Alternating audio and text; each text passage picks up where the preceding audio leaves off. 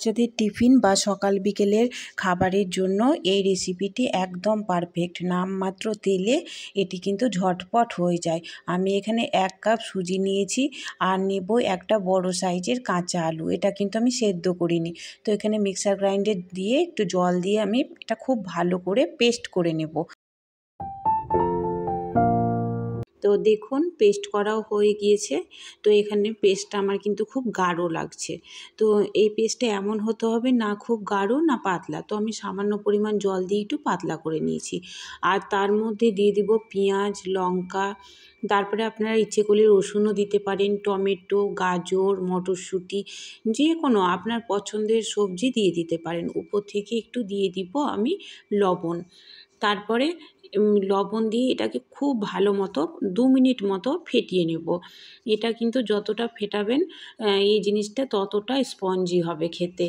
আর এই রেসিপিটা একদমই নামমাত্র তেলে আমি কিন্তু বানাবো। 1/2 চামচ মতো বেকিং পাউডার, আমি এখানে 1/2 চামচ বেকিং পাউডার দিয়েছি। আপনারা এখানে কিন্তু যদি বেকিং সোডা দেন তাহলে 1 চিমটি দেবেন। আর যদি ভাবেন খাবারে এসব কিছু দেব না, তবে একটু তেল গরম করে 1 চামচ দিয়ে দিবেন। একই রকমই কিন্তু কাজ হবে, খুব স্পঞ্জি তৈরি হবে।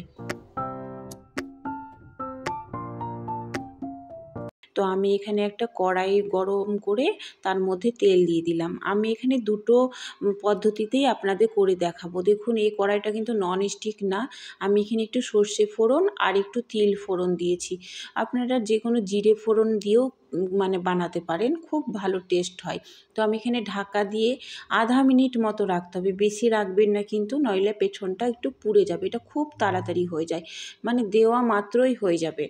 তো আমার দেখুন ননস্টিক প্যান না, এমনি কড়াইয়েও দেখুন কত সুন্দর মানে প্যান থেকে ছেড়ে যাচ্ছে কড়াই থেকে। তো আমি আবার এই পিঠ উল্টে দিয়ে অন্য পিঠটা হবার জন্য আমি আধা মিনিট রেখে দিয়েছিলাম। তো দেখুন আপনাদের সঙ্গে আমি দেখুন কতটা ইজি উঠে যাচ্ছে। তো আপনাদের উঠিয়ে একবার দেখালাম। আর আমার এই মানে রেসিপিটা খুব মানে জালিদার হয়েছে, দেখুন কতটা কাছ থেকে আপনাদের দেখাচ্ছি। খেতে কিন্তু মানে স্পঞ্জি হবে, এত টেস্ট, একবার অবশ্যই করে বানাবেন।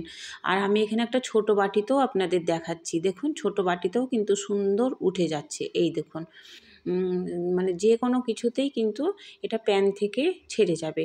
তো আমার রেসিপি কেমন লাগলো অবশ্যই একবার আপনারা জানাবেন। আর ভালো লাগলে একটা লাইক সাবস্ক্রাইব করে পাশে থাকতে পারেন।